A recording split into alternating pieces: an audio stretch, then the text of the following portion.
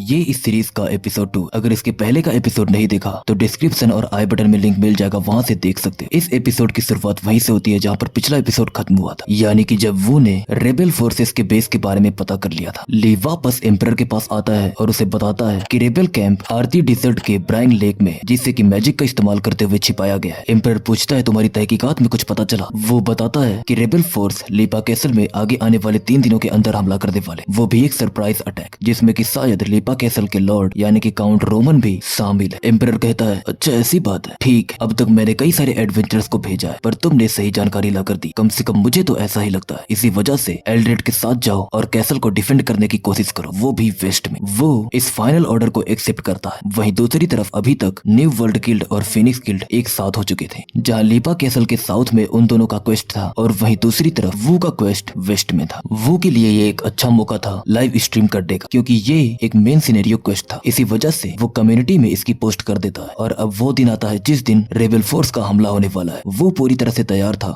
वही main scenario quest की वजह से व्यूअर्स की नंबर भी काफी बढ़ चुके थे। वो भी काफी खुश था और तभी मेन सिनेरियो क्वेस्ट स्टार्ट होता है। हमें पता चलता है कि लीपा कैसल का लॉर्ड यानी कि रेमन ऑलरेडी रेबेल फोर्स के साथ हाथ मिला चुका है। एक तरफ एल्ड्रेड रेबेल फोर्स का सामना करने के लिए तैयार था, वहीं दूसरी तरफ रेमन भी तैयार था अपनी सेना के साथ। जब उन दोनों की फाइट हो रही थी तो वो दूर से ही खड़े होकर देख रहा था। वो सोच ही रहा था कि आखिरकार एल्ड्रेड कितना ताकतवर है, अगर ऐसे ही चलता रहा तो वो काफी आसानी से ही रेमन को हरा देगा। वही रेमन और एल्ड्रेड लड़े जा रहे थे, जहाँ ये क्लियर था कि एल्ड्रेड रेमन को ओवरपावर कर रहा था और थोड़े समय बाद ही वो एल्ड्रेड को डिफीट भी कर देता है। एल्ड्रेड वो से कहता है इसे हराना कोई बड़ी बात नहीं थी, असली प्रॉब्लम अनडेड की आर्मी और मुझे उन्हें हराने में तुम्हारी मदद की जरूरत पड़ेगी। वो कहता है आखिरकार मेरी बारी भी आने वाली। इसी समय कैसल के बाहर ढेर सारे अनडेड की सेना कैसल की तरफ बढ़ रही थी, जिनका सामना करने के लिए वो और एल्ड्रेड तो तैनात थे, पर उनके अलावा कैसल गेट के बाहर ही डिफेंस करने के लिए और भी कई सारे प्लेयर्स आ चुके थे, जिन्हें वो ने ही स्ट्रीमिंग के थ्रू बुलाया था। और अब वो को फिक्र थी कहीं ऐसा ना हो कि सारे प्लेयर्स ये पूरी अनडेड की आर्मी को मार दे और मेरी बारी ही ना आए। तभी स्टार्ट होता है arena main scenario quest, defence of Lipa castle. ये क्वेस्ट कुछ ऐसा था जिसमें कि लीपा कैसल को तब तक डिफेंड करना है जब तक लेब्रोन अपनी सेना के साथ वहां पर ना पहुंच जाए। पर क्योंकि डिफेंड करने के लिए बहुत सारे प्लेयर्स ने ज्वाइन किया है, इसी वजह से अरेना डिफिकल्टी को मेंटेन करने के लिए सभी अनडेड्स को एक बूस्ट देता है, वो भी रियल टाइम में, जिसकी वजह से उनकी पावर्स काफी बढ़ जाती। जब मेन क्वेस्ट स्टार्ट होता है तो एल्ड्रेड सीधे क्वेस्ट बॉस से लड़ने के लिए जाता है, पर वो काफी जख्मी हो जाता है, जिसकी मदद करने के लिए एली बॉस यानी कि वो भी सामने आता है। वो कहता है तुम अब पीछे हट जाओ, इसके आगे का मैं संभालूंगा। एल्ड्रेड वहां से जाने लगता है और कहता है ये सब खत्म होने के बाद मुझसे मिलना, मुझे तुम्हें कुछ देना है। वो अब तैयार था क्वेस्ट बॉस से लड़ने के लिए, यानी कि पेरियोन से लड़ने के लिए। पेरियोन जो कि एक ब्लैक मैजिशियन था, वो अनडेड की सेना को लीड कर रहा था। जब वो की पेरियोन से फाइट हो रही थी तो हमें पता चलता है कि उनकी पावर में कितना बड़ा फासला है। क्लियरली पेरियोन वो को ओवर पावर कर रहा था अपने स्केलेटन्स की मदद से। पर तभी वो ने जिन प्लेयर्स को बुलाया था स्ट्रीम में, वो सभी सामने आकर उसे डिफेंड करने लगते हैं। वो ये देख के काफी खुश होता है और फिर वो उन्हें लीड करते हुए पेरियोन से लड़ने लगता है। वो बार बार पेरियोन के अटैक को डिफेंस करवाता और फिर जैसे ही उसे कोई ओपनिंग मिलती वो बाकियों की मदद से पेरियोन पर हमला कर देता। इन सब से ये तो क्लियर था कि एटलीस्ट वो अब पेरियोन को टक्कर तो दे पा रहा है, पर अभी भी उसे ओवर पावर नहीं कर पा रहा। तभी पेरियोन अपनी आखिरी चाल चलता है। वो वहाँ पर ढेर सारे किमेरा ओग्रेस को ले आता है जो कि अनडेड थे। वो ओग्रेस जैसे ही वहाँ पर आते हैं पूरी बैटलफील्ड का रुख बदल जाता है, क्योंकि अब प्लेयर्स हार रहे थे। ये देख वो भी तैयार होता है, क्योंकि शायद अब उससे अपनी जान की बाजी तक लगानी पड़े। पर तभी हम डेजर्ट के दूसरी तरफ एक बंदे को देखते हैं। वो बंदा तेजी से अपनी स्वॉर्ड को स्विंग करता है, जिसका हमला सीधे आके पेरियोन से टकराता है और वो हार जाता। जैसे ही पेरियोन हारता है हम देखते हैं कि सारे के सारे अनडेड्स गायब होने लगते हैं। और तब हमें पता चलता है कि लेब्रोन अपनी सेना के साथ वहां पर आ चुका है। लेब्रोन जैसे ही आता है वो सिर्फ एक हमले में ही क्वेस्ट बॉस को डिफीट करता है और उसकी सेना बाकी सारी चीजें संभाल लेती और हमें पता चलता है कि एम्पायर ये बैटल जीत चुका है। वो एक जगह पर बैठा हुआ था जहाँ एल्ड्रेड ने उसे एक हाफ स्वॉर्ड दी थी, जिसकी ओरिजिन के बारे में किसी को भी पता नहीं था। वो सोच ही रहा था कि आखिरकार ये है क्या। तभी वहाँ पर लेब्रोन आता है। लेब्रोन वो को बताता है कि साउथ में गिल्ड मास्टर्स ने सब कुछ संभाल लिया, उन्होंने कैसल को काफी इजीली डिफेंड किया और अब सब कुछ कंट्रोल में। वो कहता है अच्छा ऐसी बात है, वैसे क्या ये बताओगे कि आखिर ढूंढ क्यों रहे थे मुझे? लेब्रोन कहता है देखो मेरे पास तुम्हारे लिए एक प्रस्ताव, क्या तुम मेरे डिसाइपल बनना चाहोगे? वो को ये प्रस्ताव काफी अच्छा लगता है, क्योंकि लेब्रोन का डिसाइपल बनना कोई छोटी बात नहीं। अब तक कोई भी लेब्रोन का डिसाइपल बना नहीं था और वो को मौका मिल रहा था लेब्रोन का पहला डिसाइपल बनने का, इसीलिए वो इस ऑफर को एक्सेप्ट कर लेता है। वो पहुंचता है एम्परर अलेक्जेंडर के पास, जहाँ अलेक्जेंडर रिवॉर्ड के रूप में वो को एक रिंग देता है। वो रिंग जो कि बचपन में ही अलेक्जेंडर के मास्टर ने उसे दी थी और अब अलेक्जेंडर वो रिंग वो को पास डाउन कर रहा है, क्योंकि अब वो लेब्रोन का डिसाइपल है। वो इस रिंग को पाकर काफी खुश होता है और अभी तक तो उसके स्टैट्स भी काफी ज्यादा ज्यादा बूस्ट हो चुके थे। लेब्रॉन और वो ट्रेनिंग कर रहे थे जहाँ लेब्रॉन वो को सोर्ड की को मेंटेन करने का सिखा रहा था। लेब्रॉन दिखाता है कि कैसे वो दूर से ढेर सारी डमी को कट कर सकता है। वो ये देख के काफी इंप्रेस होता है और फिर वो भी ट्राई करता है, बट वो अपने सोर्ड की को मेंटेन नहीं कर पा रहा था। वही लेब्रॉन बताता है कि तुम्हारे अंदर मैजिक तो है, बस तुम्हें उसे कंट्रोल करना है, तुम्हें पहले से ही पता है, तो बस अपने अंदर झांको और उन सर्किट्स को पहचानो। वो जब ऐसा करता है तो अचानक उसके सोर्ड से ढेर सारी की बाहर निकलने लगती है जो कि सीधे जाके एक डमी को हिट करती, और तब वो को रियलाइज होता है कि उसने अपने सर्किट्स को मेंटेन करना सीख लिया। दूसरी तरफ सीन शिफ्ट होता है, हम देखते हैं एक बड़े गिल्ड मास्टर के भाई को जो कि इस वक्त काफी भड़का हुआ था क्योंकि उसके भाई लियो ने कुछ कारणों की वजह से उसे गिल्ड से बाहर निकाल दिया था। वो बंदा जिसे कि सभी लोग प्रेसिडेंट कह के बुला रहे थे, वो इस वक्त अपना सारा गुस्सा मॉन्स्टर्स पर निकाल रहा था। वो चाहता तो अपने भाई को स्नाइप करवा सकता था, पर इससे उसकी इमेज खराब हो जाती, और अगर उसे आगे जाना है अपने भाई से भी तो उसके पास सिर्फ एक ही तरीका है, और वो है एली बॉस को हराना। उसे ये क्लियरली पता था कि वो एली बॉस को नहीं हरा सकता, इसीलिए वो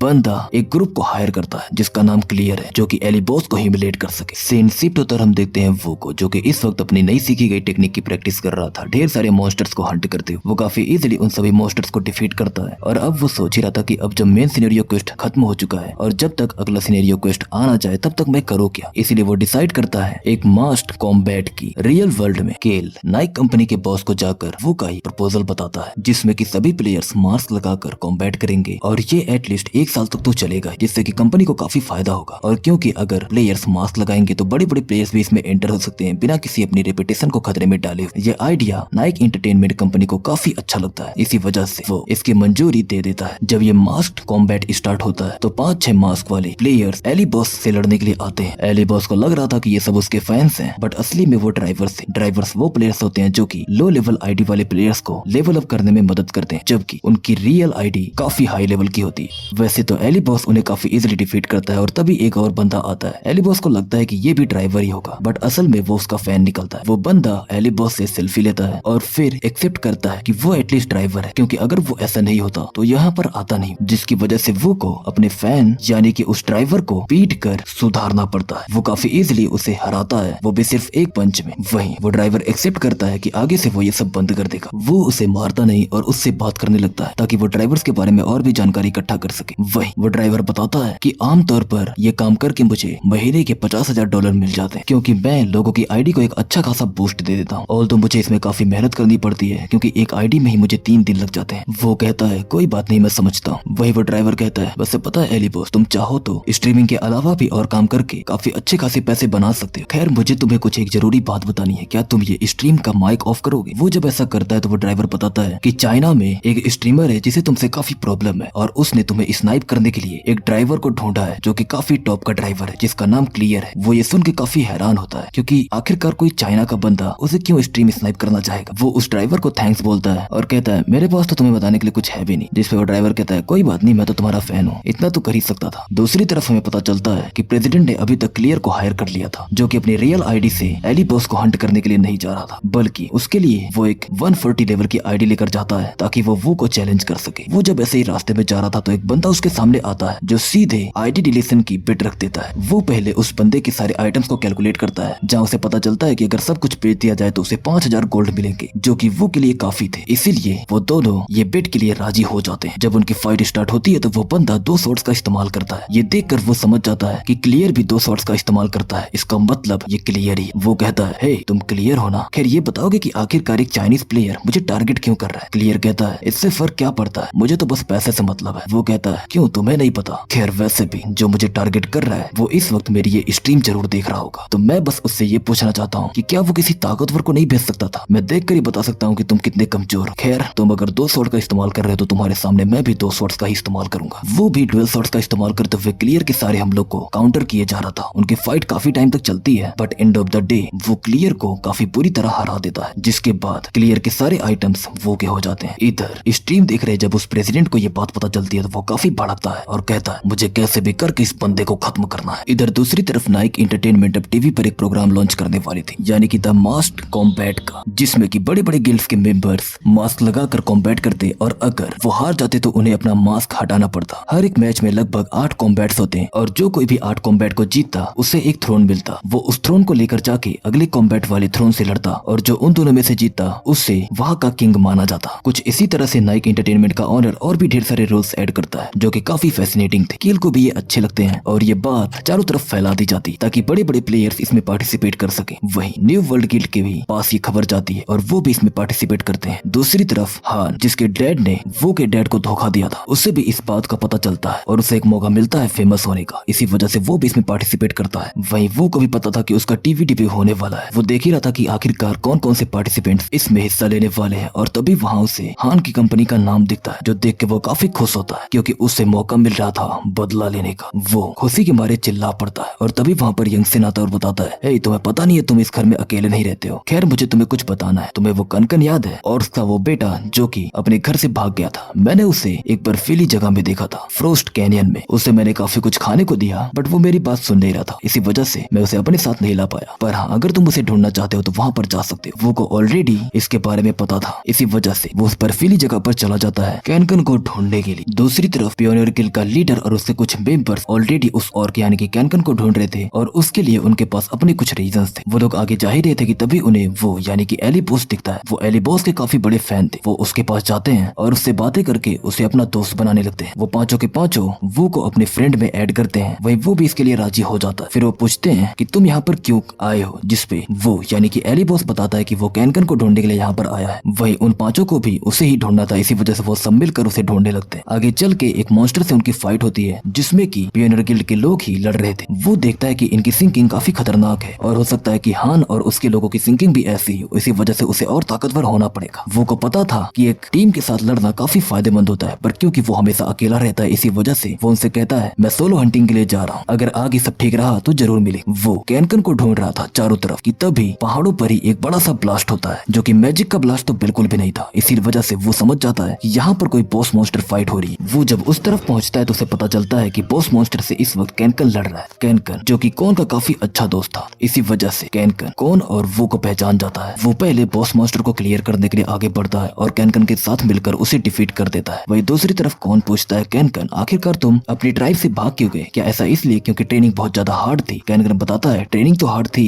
पर एक और प्रॉब्लम थी और वो ये कि एक ब्लैक मैजिशियन से फाइट करते हुए मुझे एक कर्स लगा जिसकी वजह से मैं वापस नहीं जा सकता। कौन कहता है, गधे मास्टर हमें कैसे भी करके कैनकन का ये कर्स हटाना पड़ेगा। वही कैनकन बताता है ये कर्स तभी हटेगा जब वो ब्लैक मैजिशियन मारा जाएगा। वो सोच रहा था कि उसके सिस्टम विंडो पर अभी तक किसी क्वेस्ट का नामो निशान क्यों नहीं दिख रहा, क्या उसे ऐसा करने पर कोई रिवॉर्ड नहीं मिलेगा। इसी वजह से वो थोड़ा झिझक रहा था क्योंकि अगर वो उस ब्लैक मैजिशियन को मारना चाहता है तो उसे कोई रिवॉर्ड मिलने वाला नहीं, बट क्योंकि कौन काफी टाइम से रिक्वेस्ट किया जा रहा था इसी वजह से वो राजी हो जाता है, ये सोचकर कि शायद उस ब्लैक मैजिशियन को मारकर उसके आइटम्स को ही बेचकर उसे कुछ पैसे मिल जाए। वो कैनकन के मिलने की खबर उन पांचों को भी बताता है यानी कि पियोनियर गिल्ड के मेंबर्स को, और उनसे डंजन रेड के लिए कैनकन के पास आने के लिए कहता है। जब वो दोनों डंजन रेड के लिए गेट के सामने थे तभी वहाँ पर वो पांचों लोग भी पहुंच जाते हैं और अब वो सब तैयार थे अंदर जाकर लीच को हराने के लिए। जब वो अंदर जाते हैं तो उन्हें काफी खामोशी दिखती है और थोड़े समय बाद ही उन्हें रियलाइज होता है कि वो एक ग्रेवयार्ड में आ चुके हैं। वो कुछ कर पाते कि तभी ढेर सारे स्केलेटन्स ग्रेवयार्ड से बाहर आने लगते हैं और एक एक करके हमला करने लगते हैं। पियोनियर गिल्ड के मेंबर्स यानी कि वो पांचों उन स्केलेटन से लड़ने लग जाते हैं और तभी हम वहाँ पर देखते हैं लीच को, जिसने कि कैनकन को कर्स दिया था। लीच के वहाँ पर आते सब लोग काफी चौकन्ने हो जाते हैं। वहीं वो उस लीच से लड़ने के लिए आगे जाता है। वो एक एक करके वहाँ पर वो जो सभी स्केलेटन्स को मारे जा रहा था और थोड़े समय बाद ही वो लीच तक पहुंचने वाला था। वो लीच वो पर कर्स से हमला करता है पर उसका यह हमला नाकाम हो जाता है क्योंकि वो उसी के स्केलेटन्स के बीच में घूमे जा रहा था। वो लीच तक पहुंचने वाला था पर तब तक लीच समझ चुका था कि उसे अपने फाइनल कार्ड को बाहर लाना पड़ेगा और तभी वो वहाँ पर समन करता है अपने सबसे बड़े वॉरियर नाइट यानी कि दुल्लाहन। कम्युनिटी में कुछ समय पहले ही पता चला था कि दुल्लाहन एक ऐसा वॉरियर है जिसका सर कटा हुआ है और वो अपने सर से ही लड़ता है। दुल्लाहन वो एक बॉस मॉन्स्टर था जिसे क्लियर करने के लिए बड़े बड़े गिल्ड्स को एटलीस्ट 20 मॉन्क्स की जरूरत पड़ी थी, तब जाके वो दुल्लाहन को हरा पाए थे और अब वो दुल्लाहन लीच के कंट्रोल में। इसी वजह से सब लोग काफी घबरा जाते हैं बट तभी वो को रियलाइज होता है कि ये दुल्लाहन उतना पावरफुल नहीं है जितना सबको लग रहा है क्योंकि ये अब मर चुका है और ये एक अनडेड बन चुका है। इसी वजह से वो कहता है मैं दुल्लाहन से लड़ता हूँ, तुम लोग उस लीच को संभाल। वो पांचों लोग यानी कि पियोनियर गिल्ड के मेंबर्स लीच को हराने के लिए आगे चले जाते हैं। वहीं वो दुल्लाहन से लड़ने लगता क्योंकि लॉजिकली देखा जाए तो दुल्लाहन को हराने के लिए बड़ी बड़ी गिल्ड्स को भी काफी मेहनत करनी पड़ी थी, बट अब जब दुल्लाहन उतना पावरफुल नहीं है और ये बात सिर्फ वो को पता है तो वो इसका इस्तेमाल एक अच्छी खासी वीडियो बनाने के लिए कर सकता है। इसी वजह से वो दुल्लाहन से लड़ना स्टार्ट करता है। वो अब तक दुल्लाहन के सारे हमले डॉज किया जा रहा था। वही दुल्लाहन कहता है अगर तुम एक सच्चे योद्धा हो तो मेरे हमलों का सामना करो। वो कहता है मैं कोई योद्धा वोद्धा नहीं, मुझसे इसकी उम्मीद मत करो, मैं तो डॉज ही करूंगा। और तभी वो ऑरा का इस्तेमाल करते हुए स्वॉर्ड की जनरेट करता है और फिर दुल्हन पर हमला करता है। दुल्हन इस हमले को ब्लॉक करता है। वो कहता है तुमने तो इस हमले को ब्लॉक कर लिया पर तुम्हारे पीछे वो जो मॉन्स्टर मास्टर है यानी कि तुम्हारा वो बॉस, उसका क्या होगा। हम देखते हैं कि वो का हमला लीच को जाके भी हिट किया था। इधर लीच पियोनियर गिल्ड मेंबर से लड़ रहा था, वहीं वो को एक मौका मिलता है और वो एक ही हमले में दुल्हन को डिफीट कर देता है। थोड़े समय बाद वो आता है और पियोनियर गिल्ड मेंबर्स की मदद करने लगता है लीच को हराने में। वो की नजर पड़ती है लीच के पास मौजूद एक लॉकेट पर जिसमें की ढेर सारी कर्स एनर्जी थी। अगले सेकंड वो उस लॉकेट को डिस्ट्रॉय कर देता है। वो लॉकेट डिस्ट्रॉय होते ही कैनकन का कर्स रिलीज हो जाता है। वहीं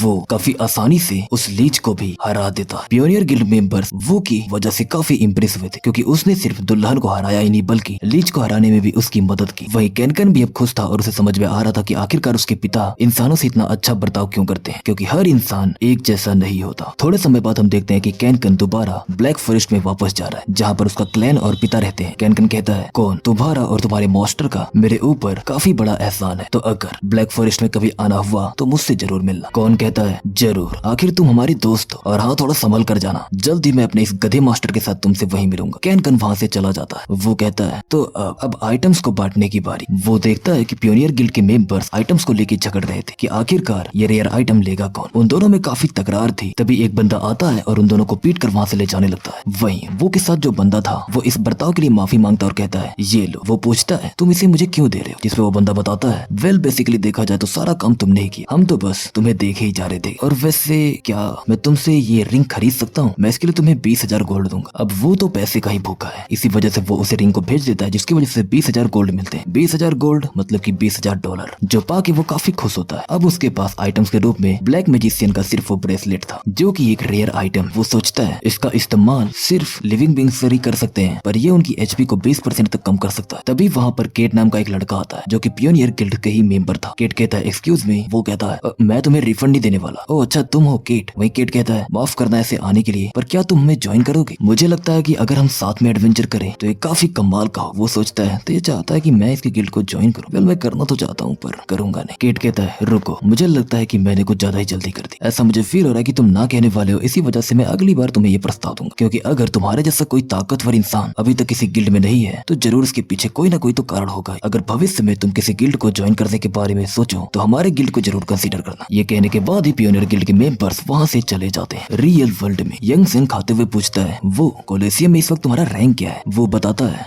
वेल 93 और शायद ब्रोंज। मेरा लेवल तो 93 हो गया है बट रैंक एटलीस्ट ब्रोंज ही होगी, मैंने देखा नहीं अभी तक। ये सुन के यंग सिंह काफी हैरान होता है क्योंकि ब्रोंज पर पहुंचना यानी कि काफी बड़ी बात है, और ब्रोंज पर पहुंचने के लिए ही एवरेज लेवल 120 की जरूरत पड़ती है, पर वो ने सिर्फ 93 लेवल पर ही कर दिया। वो कहता है, हैरान क्यों हो रहे हो? बोल के क्या कि मैं किंग ह्यून वो मिली गॉड जो कि पूरे अरेना को एक समय पर कॉन्कर कर चुका था। यंग सिंह कहता है, कैसा रहेगा अगर तुम 100 लेवल तक पहुंचने से पहले ही बैटल रॉयल ज्वाइन कर लो। बैटल रॉयल ये एक गेम मोड है जो कि सिर्फ 100 लेवल से कम वाले प्लेयर्स के लिए ही ओपन होता है, और अगर तुम लकी हुए तो तुम्हें काफी अच्छी खासी स्किल्स भी मिलेंगी। ये सुन के वो काफी सोच में पड़ जाता है। उसके दिमाग में यही चल रहा था कि इसमें दिक्कत क्या है, मुझे इसे एक बार ट्राई तो करना ही चाहिए। और कहता है, वेल अभी तो मैं किंग ऑफ मास्ट कॉम्बैट के बारे में सोच रहा था, पर उससे पहले इसे ट्राई करते हैं। अरेना बैटल रॉयल डोम में वो यानी कि एले बॉस आ चुका होता है। एले बॉस आते ही सबसे हाई करता है और अपनी चैट से बात करते हुए कहता है, आज मैं बैटल रॉयल खेलने वाला हूँ, बाद में मैं तुम्हें किंग ऑफ मास्ट कॉम्बैट के बारे में बताऊंगा। अगर तुम उसके बारे में जानना चाहते हो तो अंत तक जरूर देखना। और साथ में ही मैंने सोचा है कि आज मैं थोड़ा प्लेयर्स पर रहम करूंगा, इसी वजह से मैं सिर्फ इस टाइगर से लड़ने वाला हूँ। एक बंदा एले बॉस को बैटल रॉयल में चैलेंज करता है और जब वो उसे पहचानता है तो उसकी आंखें खुली की खुली रह जाती हैं। वो सोच रहा था कि एले बॉस का एक ऑटोग्राफ ले ले, पर उसने देरी कर दी क्योंकि तब तक एले बॉस हमला कर चुका था और उसे काफी आसानी से डिफीट भी कर चुका था। बैटल रॉयल में आगे जितने भी प्लेयर्स आते हैं एले बॉस उन सबको हराते चला जाता और अब तक वो 10 लोगों को लगातार हरा चुका था। आगे मैजिक टेस्ट होने वाला होता है जहाँ पर एक एनपीसी वांज इस टेस्ट को इवेलुएट करता है। वो कहता है, तो तुमने लगातार अरेना में जीता है, मैं फिर भी तुम्हें चेतावनी देता हूँ कि मैजिक टेस्ट अलग होता है। 2 प्रकार के टेस्ट यहाँ पर होने वाले। पहला जिसमें तुम अपने मैजिक को मैनिफेस्ट करोगे जो कि तुमने ट्यूटोरियल में किया ही होगा, पर तुम अपनी किसी स्किल का इस्तेमाल नहीं कर सकते। हो सकता है तुम्हारे पास कोई मैजिक सर्कल ना हो क्योंकि तुम एक बच्चे ही तो हो, पर तभी वो मैजिक का इस्तेमाल करते हुए वहाँ पर फायर को जनरेट करता है जो देख के उस एनपीसी यानी कि वांज के होश उड़ जाते हैं। अगला टेस्ट होता है जिसमें वांज कहता है, पिछला टेस्ट काफी आसान था, ये ट्राई करके देखो। वो उसे कुछ मार्बल्स देता है और कहता है, इनमें अपने मैजिक को इम्यून करो और इनके कलर्स को बदलने की कोशिश करो। हर एक मार्बल का कलर अलग होना चाहिए, ये आसान नहीं होने वाला। वो अगले ही सेकंड उन सभी मार्बल्स को अलग अलग कलर्स में कन्वर्ट करके उनमें अपने मैजिक को इम्यून करता है एंड देन उनसे खेलने लगता है, जो देख के तो वांज के दोबारा होश उड़ जाते हैं। उसे यकीन ही नहीं हो रहा था कि आखिरकार ये बंदा इतना ओवर पावर कैसे है। वो जब बैटल रॉयल में आगे बढ़ता है तो उसकी मुलाकात एक लड़की से होती है जो कहती है, अगला होगा अचीवमेंट इवेलुएशन, इस स्टोन स्लैब में अपने हाथ करो। वो जब ऐसा करता है तो कहता है, पता नहीं क्या होगा, देखते हैं। पर्सनली जो भी हो एटलीस्ट यूनिक हो। अचानक परसेंटेज कुछ ज्यादा ही बढ़ जाती है और तभी रिजल्ट कैलकुलेट होने स्टार्ट होता है। ये देखकर वो लड़की काफी हैरान होती है और बताती है आमतौर पर सिर्फ 4 ही ग्रेड्स होते हैं अरेना की स्किल्स में, जैसे कि कॉमन, अनकॉमन, रेयर और यूनिक। पर क्विंसीज के अकॉर्डिंग एक और ग्रेड होता है जो कि यूनिक में भी बहुत ज्यादा अनकॉमन है, एक अननोन ग्रेड जिसे एपिक कहा जाता है। ये पहली बार है जब ऐसा कोई ग्रेड सामने आया। वो इस एपिक ग्रेड को देखकर हैरान रह जाता है और तभी उसके जो व्यूअर्स थे वो भी उसे बहुत सारे सुपर चैट्स करने लगते हैं क्योंकि वो भी अपनी लाइफ में पहली बार एपिक ग्रेड को देख रहे थे। वो लड़की कहती है बधाई हो, तुम्हारी रेटिंग एपिक है, अब मैं तुम्हें तुम्हारे अचीवमेंट्स के बारे में दिखाती हूँ। फिर वो एक एक करके सारे अचीवमेंट्स दिखाने लगती है जो कि सारे वो ही थे, तो उसे इन पर ध्यान देने की जरूरत नहीं थी। पर उसके व्यूअर्स ये देखकर काफी हैरान थे।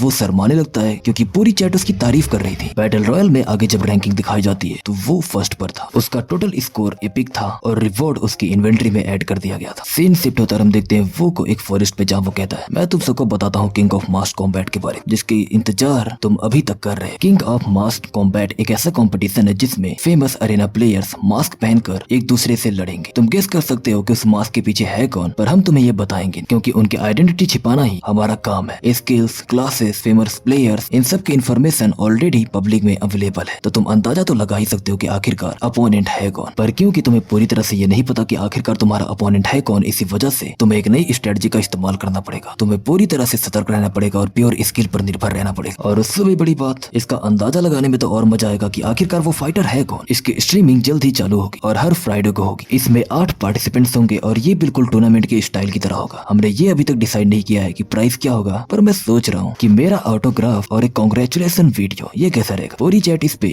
वो को ट्रोल करने लगती। वो कहता है कम ऑन, मैं भी सेलिब्रिटी हूँ। रैगिड माउंटेन्स में वो और कौन आगे जा रहे होते हैं, जब कौन कहता है गधे मास्टर मैं पूरी तरह से थका पड़ा हूँ। पहले तो मुझे डेजर्ट में लेकर गया, फिर वो बर्फीले पहाड़ पर, आखिरकार मैं जंगल में वापस आया। वो कहता है तुम इतने एक्साइटेड क्यों? बाय द वे जो क्वेस्ट मुझे रेबल कैंप में मिला था उसके हिसाब से मुझे कुछ ज्यादा तो मिला नहीं, क्योंकि मैंने फ्रोजन कैनियन से 3 बॉस मॉन्स्टर्स को मारा है जिसके लिए मैं यहाँ पर आया हूँ। और उस क्वेस्ट का रिवॉर्ड जो है वो एक गोल्डन हैमर है। वैसे तो ये रेगिड माउंटेन्स काफी हार्ड है, मैंने सोचा था जब मैं 120 या 150 लेवल तक पहुंच जाऊंगा तब यहाँ पर आऊंगा, पर मुझसे रुका नहीं है। तो चलो अब जल्दी करो और उन्हें ढूंढ कर अपने स्टेटस को बढ़ाना स्टार्ट करते। सीन शिफ्ट होता हम देखते हैं एक बंदे को जिसका नाम है टियान हो। वो कहता है रिन क्या तुम्हें इस रेजिड माउंटेन्स यानी कि इस जगह पर कुछ मिला? हमें थोड़ा सतर्क रहना चाहिए। रिन कहती है यहाँ तो ऐसा कुछ भी नहीं है। आमतौर पर मैंने सुना है कि जो हाई यूजर्स होते हैं वो इस फॉरेस्ट के डीप जाके हंटिंग करते हैं। टियान कहता है अच्छा ऐसी बात है, तो चलो फिर इसे अपना हंटिंग ग्राउंड बनाते हैं, वैसे भी काफी समय हो गया। रिन कहती है ठीक है प्रेसिडेंट। टियान कहता है हे मैंने तुमसे कितनी बार कहा कि मुझे मिस्टर टियान कहा करो। वैसे मैं अभी 3 घंटे में वापस आता हूँ, तब तक तुम लोअर रैंकिंग गाइस को यहाँ पर बुलाओ और अपना कैंप सेट कर लो। रिन अपने काम में लग जाती है कि तभी वहाँ पर कौन और वो भी पहुंच जाते हैं। वो कहता है अरे ये लड़की कौन है, सामने आ गई अचानक से, वैसे ही आज का दिन खराब जा रहा है। वो वहाँ से जाने लगता है। वही वो लड़की यानी कि रिन एलिबॉस को पहचान जाती है और सोचती है एलिबॉस ये तो वही है ना जिसकी वजह से आजकल हमारे प्रेसिडेंट काफी स्ट्रेस में रहने लगे हैं। वो इसी की वजह से काफी स्ट्रेस रहते हैं आजकल और काफी थके हुए। अच्छा हुआ कि मैं इससे मिल पाया, अगर मैं इसे पकड़ लूं तो प्रेसिडेंट काफी अच्छा महसूस करेंगे। इधर वो कहता है यार इस गेम के जितने भी मॉन्स्टर्स जितने भी लोग हैं ये सब इतने अग्रेसिव क्यों है? अभी तक ड्वार्फ्स के बारे में हमें कुछ भी नहीं पता चला क्योंकि मेरा पीछा वो लोग कर रहे थे। क्या मुझे सच में रेड एनविल ट्राइब मिलेगी? मैं भी मुझे थोड़ी हंटिंग कर लेनी चाहिए। वही कौन कहता है गधे मास्टर कहीं कि ये वो फॉरेस्ट नहीं है जिसकी बात मैं कर रहा था, ये फॉरेस्ट तो बहुत बेकार है। वो कहता है अरे तुम कंधे पर बैठे रहो ना, वैसे ही कुछ समझ नहीं आ रहा और रोना बंद करो पहले। और एक बात समझ नहीं आ रही कि आखिरकार ये लोग मेरा पीछा क्यों कर रहे हैं। वही वो लड़की यानी कि रिन अपने कुछ लोगों के साथ वो का पीछा कर रही थी और कहती ओ तुमने नोटिस कर लिया हमें, ऐसी कोई ज्यादा बात नहीं है, मैं तो बस एक बार तुमसे लड़ना चाहती। वो कहता है और मुझसे लड़ने के लिए तुम 3 लोगों को और लेकर आई हो, मैं तुम्हारे हंटिंग को डिस्टर्ब नहीं कर रहा, तो मुझसे लड़ना क्यों है? मुझे तुमसे नहीं लड़ना। लड़की कहीं रिन कहती है ऐसी बात नहीं है, मुझे तुमसे लड़ना है क्योंकि तुम एलिबॉस और तुम्हारी वजह से एक ऐसे इंसान को काफी परेशानी झेलनी पड़ रही है जिसकी मैं इज्जत करती हूँ। एलिबॉस यानी कि वो कहता है मुझे नहीं लगता कि मेरी वजह से ऐसे ज्यादा गिल्ड बचे हैं जिनको प्रॉब्लम। वैसे बताओगे तुम किस गिल्ड से हो? रिन कहती है मुझे तुम्हें ये बताने की जरूरत नहीं, चलो बस एक मैच करके देखते हैं, सिर्फ एक ही मैच तो करना है। वो कहता है मेरे पास इतना टाइम नहीं है जो मैं तुम लोगों के साथ मैच कर सकूं, और भागने लगता है। वही रिन अपने 3 लोगों को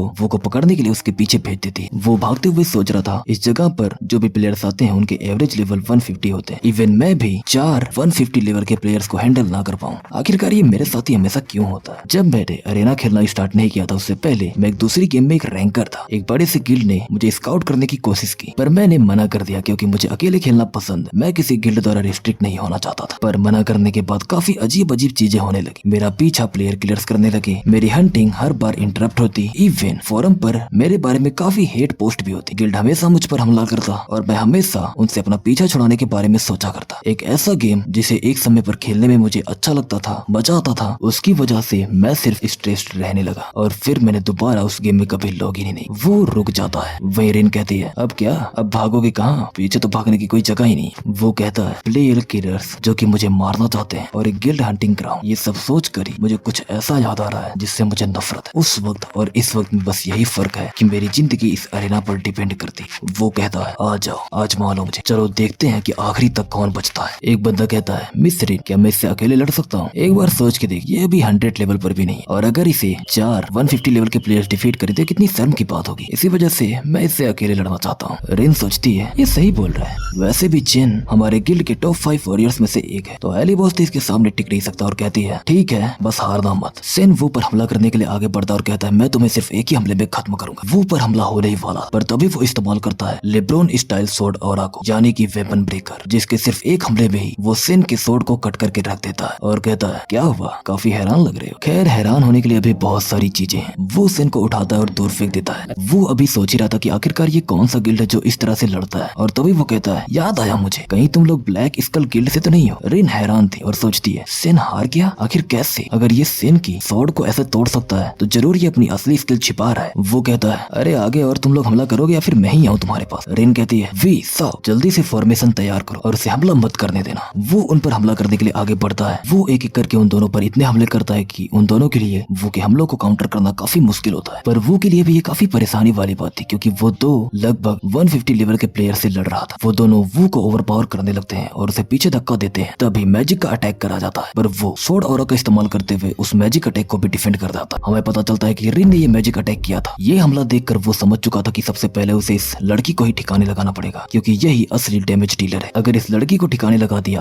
तो बाकी दोनों कुछ नहीं कर पाएंगे। रिन कहती है, ऐसे ही हमला करते रहो, बस इस लड़ाई को थोड़ा और लंबा खींचो, मैं इसे संभाल लूंगी। वो सोचता है, मेरे पास एक प्लान है, पर आखिरकार वो गधा इस वक्त है कहाँ पर? हम देखते हैं कौन जंगलों में घूम रहा है। वो एक सेब को खाने के लिए उसकी तरफ बढ़ता है, वहीं दूसरी तरफ वो अब एक मैजिक में जकड़ा जा चुका था। रिन कहती है, ये तुम्हारा अंत है एली बॉस, मरने के लिए तैयार हो जाओ। रिन वो पर हमला करने ही वाली थी कि तभी अचानक उस पर एक लाइटनिंग की स्ट्राइक होती और हमें पता चलता है कि कौन वहाँ पर आ चुका है। वो कहता है, तुम लेट हो, पर एक सेकंड रुको, तुम खा रहे हो? तुम्हें दिखता नहीं मैं यहाँ पर कितनी प्रॉब्लम में था? रिन कौन की इस हमले की वजह से वहीं पर स्टन हो जाती है, जिसकी वजह से वे और दूसरे बंदे का ध्यान उस पर जाता है, पर तब तक देरी हो चुकी थी, क्योंकि वो ने क्रिसेंट मून से हमला कर दिया था। क्रिसेंट मून का ये हमला सीधे जाके रिन को हिट करता है, जिसकी वजह से रिन मारी जाती। वो कहता है, अब सिर्फ हम दोनों बचे हैं रियल वर्ल्ड में। रिन टियान को सब कुछ बताती है, जहाँ वो कहता है, तो इसका मतलब 4 150 लेवल प्लेयर्स एक सिंगल प्लेयर से हार गए, जो कि अभी 100 लेवल का भी नहीं है। ये बात सेंस भी कैसे बना रही है? रिन कहते हैं, ये सब मेरी लापरवाही की वजह से, मुझे लगा नहीं था कि एली बॉस इतना ताकतवर होगा, साथ में ही उसका वो जो पेट है वो भी ताकतवर है। टियान कहता है, अभी कुछ समय पहले तो वो सिर्फ 50 लेवल पर था, अचानक वो इतना ताकतवर कैसे हुआ? तुम्हें ये कोई एक्सक्यूज लगता है? रिन उसे एक पेन ड्राइव देती है और कहती है, इसे अकेले में देखना।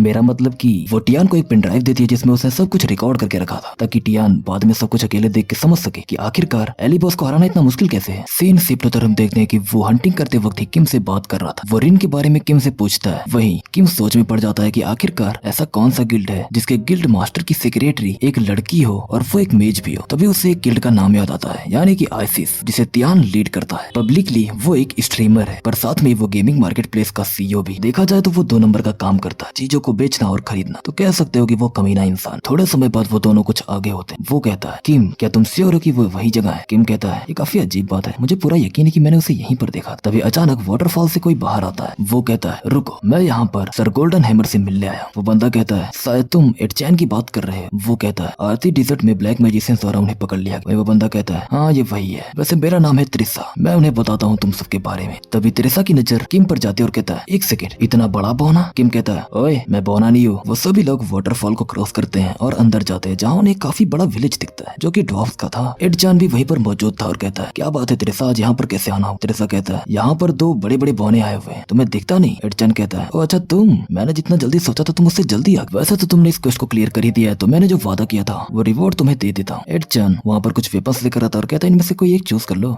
वो को वहाँ पर ढेर सारे वेपन्स दिखते हैं, जैसे कि ब्रेथ ऑफ नेचर जो कि यूनिक ग्रेड का था, बट तभी उसे वहाँ पर एक स्वॉर्ड दिखती है, यानी कि मून लाइट विच, वो भी यूनिक ग्रेड का ही था और वो उसे अपने हाथ में लेता है। वही किम कहता है, आखिर तुम इतना सोच कह रहे हो, कोई एक ले लो। वो कहता है, अरे थोड़ा देखने तो दो, और भी स्वॉर्ड्स हैं। तभी वो वहाँ पे से एक ऐसे आर्टिफैक्ट को सिलेक्ट करता है जो कि एडचान के पिता ने एडचान को दिया था। उस आर्टिफैक्ट का नाम था मेमोरीज ऑफ मर्डर, और वो भी यूनिक ग्रेड का ही था, जो कि एक गॉन्टलेट था। किम जब ये देखता है तो कहता है, क्या तुम ये मुझे देने वाले हो? मैं तो अपने फिस्ट का इस्तेमाल करता हूँ, ये गॉन्टलेट मेरे काम आएगा, देखो अब दे दो, मुझे काफी बुरा लग जाएगा वरना। वो कहता है, नहीं, वैसे तो मैं कोई मॉन्क या मार्शल आर्टिस्ट नहीं हूँ, तो मैं इसकी असली ताकत का इस्तेमाल तो अच्छे से नहीं कर पाऊंगा, पर इसका डिफेंस काफी अच्छा है, जो कि मेरे ब्लैक जैगुआर सेट की तरह है, तो मैं इसे अपने पास ही रखूंगा। अब बस मुझे अपने लेवल को अप करना, जब मैं एक रैंकर बन जाऊंगा, एक असली रैंकर, मुझे बहुत ज्यादा मेहनत करनी। सीन शिफ्ट होकर हम देखते हैं कुछ लोगों को जो कि मॉन्स्टर्स को हंट कर रहे थे। वही एक बंदा कहता है, अभी हमें कितनों की जरूरत है, हम इन कुत्तों को कब से मारे जा रहे हैं, लगभग 5 घंटे हो गए, मेरा दिमाग खराब हो रहा है। दूसरा बंदा कहता है, तुम ही नहीं हो जिसे ऐसा महसूस होता है, मुझे भी ऐसा ही लगता है, पर क्या करूं, प्रेसिडेंट का आदेश है कि हमें ये कोटा पूरा करना होगा। वहीं दूसरा बंदा कहता है, क्यों, अभी तक हमारी सप्लाई तो खत्म भी नहीं हुई है। वही वो बंदा कहता है, तुमने सुना नहीं क्या, जितनी भी एडवांस पार्टी थी वो सारी की सारी एली बॉस द्वारा मारी गई, और अब हमें बदला चाहिए, जिसकी वजह से हम यहाँ पर अपने लेवल्स को ग्राइंड कर रहे हैं। वही दूसरी तरफ थोड़ी दूरी पर ही एक और बंदा कुछ मॉन्स्टर्स को मारे जा रहा था, यानी कि उन कुत्तों को। उन दोनों की नजर वो पर पड़ती और कहते हैं, काफी ज्यादा कुत्तों को मार लिया हमने, कैसा रहेगा इस प्लेयर को ही मार दे, क्योंकि ये देखने में कुछ हद तक एली बॉस की तरह लग रहा है, पर वो तो नहीं, इसका मास्क अलग है। वो दोनों वो के पास जाते हैं। वही एक बंदा कहता है, तुम्हें क्या शर्म नहीं आती जो तुम रेजेड माउंटेन्स में ऐसे किसी की कॉपी कर रहे? वो बंदा कहता है, क्या मैं जैसा दिख रहा हूँ इसमें कोई दिक्कत है? वही उन दोनों में से कहता है, क्या तुम एली बॉस को कॉस्प्ले कर रहे? तुम्हें अंदाजा भी, आज मैंने ऐसे कितने लोगों को देख लिया, मैं थक चुका हूँ तुम जैसे लोगों को देखकर। वो बंदा कहता है, तो तुम क्या करना चाहते हो मेरे साथ, कोई कैरेक्टर डिलीशन बेट लगाना है तुम्हें? सामने वाला कहता है, क्या तुम्हें सच में लगता है कि तुम एली बॉस या कुछ हो? चलो करते हैं, कैसा रहेगा कि हम टीम बैटल करें, इस तरह से तुम उसे काफी और अच्छे से कॉपी कर पाओगे, क्योंकि वो भी अकेले ही ज्यादा लोगों से लड़ता है। सामने वाला बंदा इसके लिए रेडी हो जाता है और फिर रूल्स अप्लाई किए जाते हैं और डुएल स्टार्ट होती है। जैसे डुएल स्टार्ट होने वाली होती है, हम देखते हैं कि वो बंदा जिसने वो अलग मास्क पहना था, उसके चेहरे पर एक स्माइल आ जाती है। लाइव स्टार्ट होता है। वो बंदा कहता है, सभी का स्वागत है, मैं हूँ एली बॉस। ये सुनते ही उन दोनों के होश उड़ जाते हैं।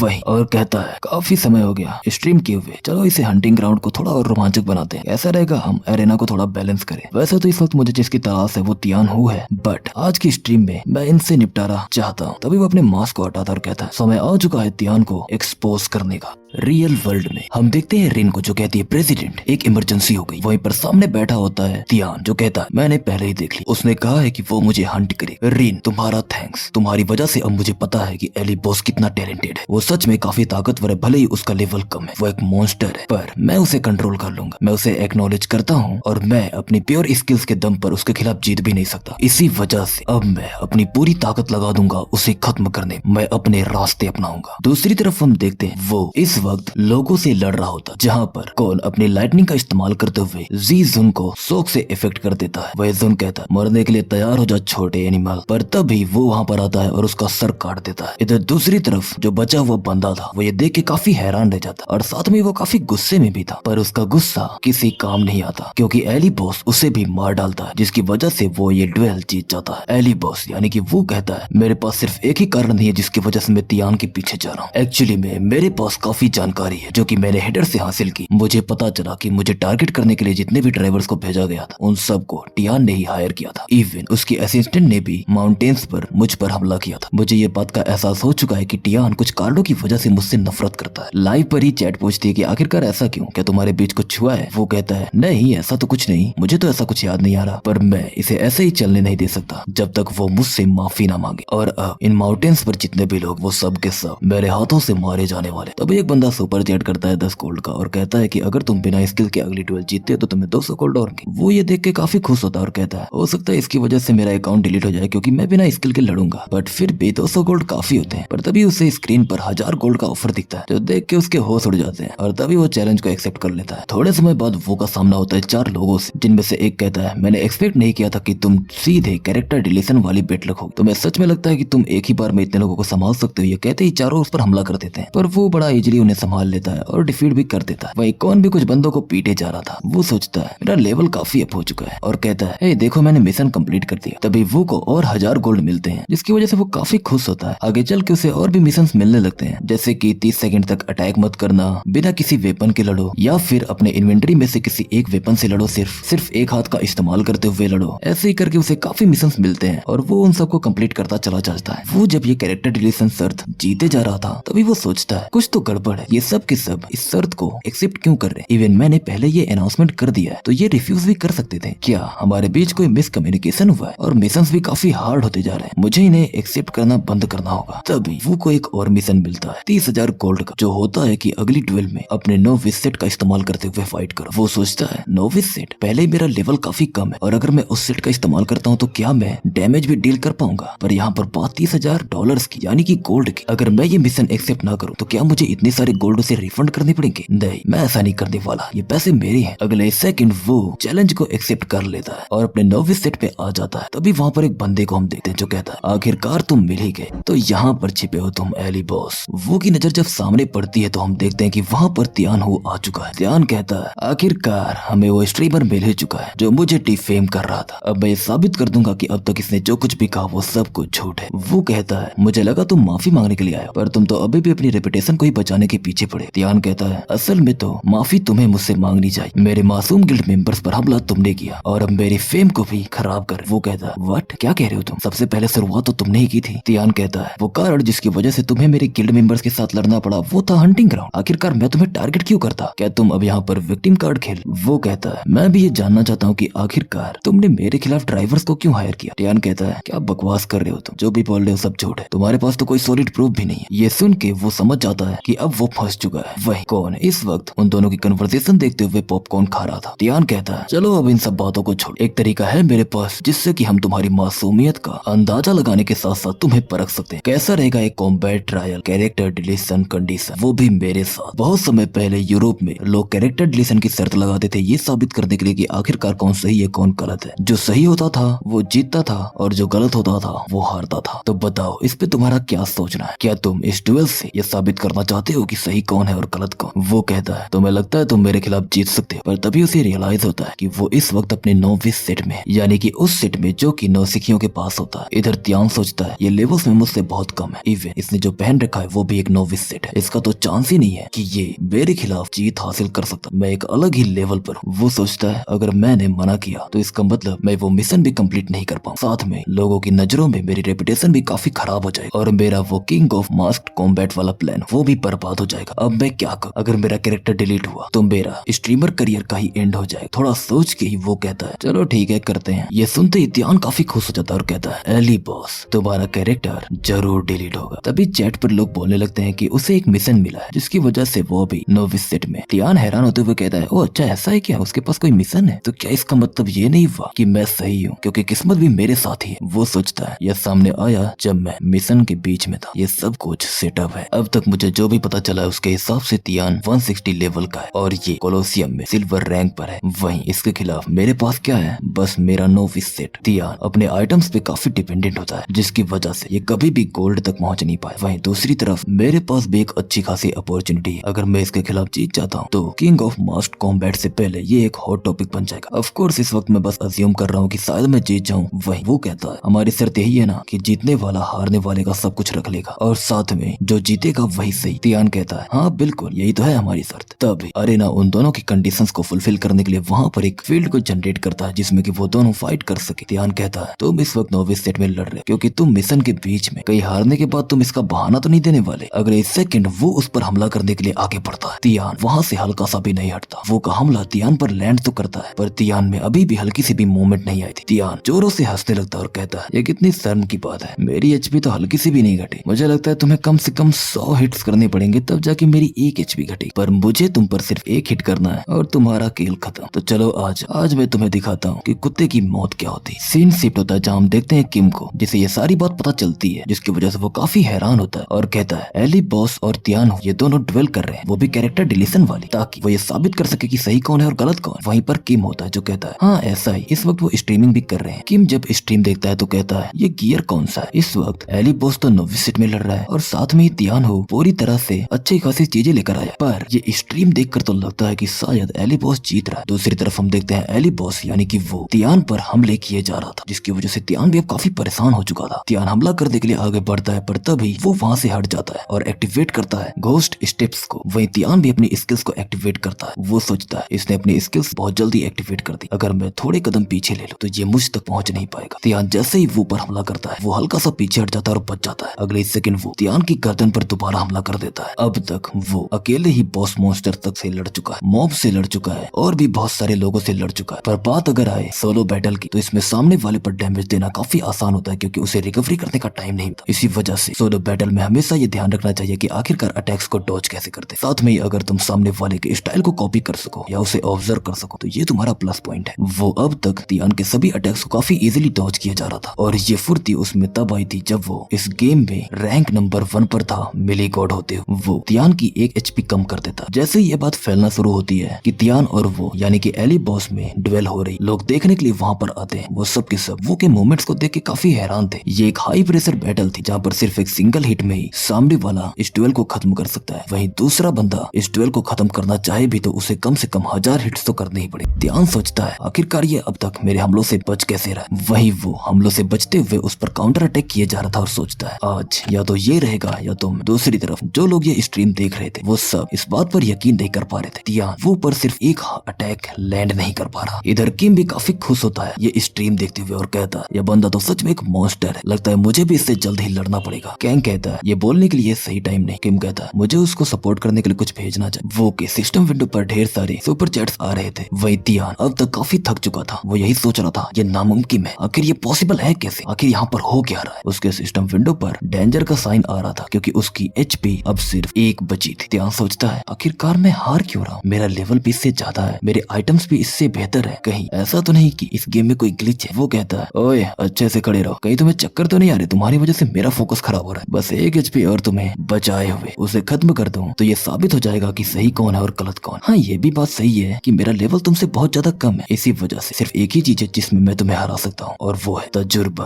और किसी भी चीज तजुर्बा ही सबसे महत्वपूर्ण होता है। ये सुन के ही तियान का सर घूमने लगता है और तभी वो चीखते हुए बरसर्क स्टेट में आ जाता। पर वो यानी कि एली बॉस इस फाइट को और नहीं खींचना चाहता था। उसे पता था कि अगर ये बरसर्क स्टेट में आया तो उसके लिए प्रॉब्लम्स और भी ज्यादा बढ़ जाएंगे। इसी वजह से वो तियान को बरसर्क स्टेट में पूरी तरह से आने ही नहीं देता और तभी उस पर हमला करके उसका खेल खत्म कर देता है। हमें पता चलता है कि एली बॉस और तियान हो यानी कि ISIS गिल्ड के बीच जो ड्वेल हो रही थी उसमें जीत होती है एली बॉस की। रिन कहती है एली बॉस तुम्हारी इतनी हिम्मत, अब तक एली बॉस यानी कि वो ने अपना OG सेट पहन लिया था। वही वो कहता है मैं कॉम्बैट ट्रायल जीत चुका हूँ जिसकी वजह से ये तो साबित हो चुका है कि सही कौन था और गलत कौन था। कहीं 1 मिनट तुम लोग मुझे हराने के लिए एक साथ तो नहीं आने वाले, वो भी इतने लोगों के सामने। रिन हमला करते हुए कहती है इससे क्या फर्क पड़ता है। जैसे रिन हमला करने के लिए आगे बढ़ रहे थे कि तभी वहाँ पर सामने एक ब्लास्ट होता है। हम देखते हैं वहाँ पर पियोनियर गिल्ड के केट को जो कहता है मैं बिल्कुल सही टाइम पे आया, क्या ढांसू एंट्री थी मेरी। साथ में पियोनियर गिल्ड के और भी मेंबर्स वहाँ पर आ चुके थे जिन्होंने रिन और बाकियों को पकड़ा था। केट कहता है लगता है यहाँ पर काफी मजे हो रहे थे, इसी वजह से हम मदद करने के लिए आ गए। अच्छा हुआ कि हमने तियान के साथ वो कॉन्ट्रैक्ट कैंसिल कर दिया। वो कहता है और तुम लोग कहते हो कि तुम लोग अरेना प्लेयर्स हो, चीटिंग करना तो कोई तुमसे सीखे। केट वैसे तुमने अपना पूरा नाम क्या बताया था। केट पोर्से ना, हाँ याद आया, तुम तो पोर्से के फाउंडर फर्डिनेंड पोर्से के बेटे हो, वो भी डायरेक्ट डिसेंडेंट। ये सुन के रिन के होश उड़ जाते हैं क्योंकि उसे याद आता है कि पोर्से ही वो है जिन्होंने प्रेसिडेंट के साथ कॉन्ट्रैक्ट को कैंसिल किया था। केट कहता है तो अब कैसा रहेगा कि हम चीजों को खत्म करें। जैसे ही पियोनियर गिल्ड वहाँ पर आया सिचुएशन पूरी तरह से बदल गई। केट ने ISIS क्राइम्स के बारे में सबको बताया और जब लोगों को इसके बारे में पता चला तो वो काफी गुस्से में आ गए। इसकी वजह से ISIS गिल्ड मेंबर्स बहुत ज्यादा शर्मिंदा हुए और उन्होंने लॉग आउट कर दिया। अब अरेना में ऐसी कोई भी जगह नहीं है जहाँ पर ISIS खुद को क्लेम कर सके। जिसके बाद वो पियोनियर मेंबर्स के साथ अच्छे से बात करता है और फिर वहाँ से चला जाता है। साथ में वो मदद के लिए थैंक्स बोलता है। केट कहता है ऑफ कोर्स हम दोस्त हैं, मुझे ऐसा लग रहा है कि जरूर हमारी मुलाकात दोबारा होगी, कुछ ना कुछ हमारे साथ अच्छा होने वाला है, तो चलो आगे मिलते हैं। वो यानी कि एली बॉस को ये समझ नहीं आता कि आखिरकार केट कहना क्या चाहता है, इसलिए वो कहता है ठीक है इस वक्त तो हम बस यही कर सकते हैं और वो है इंतजार। खैर मैं ये सोच रहा हूँ कि आखिरकार तियान के पास कैसे आइटम्स थे। इधर कौन उन आइटम्स को ओपन कर रहा था।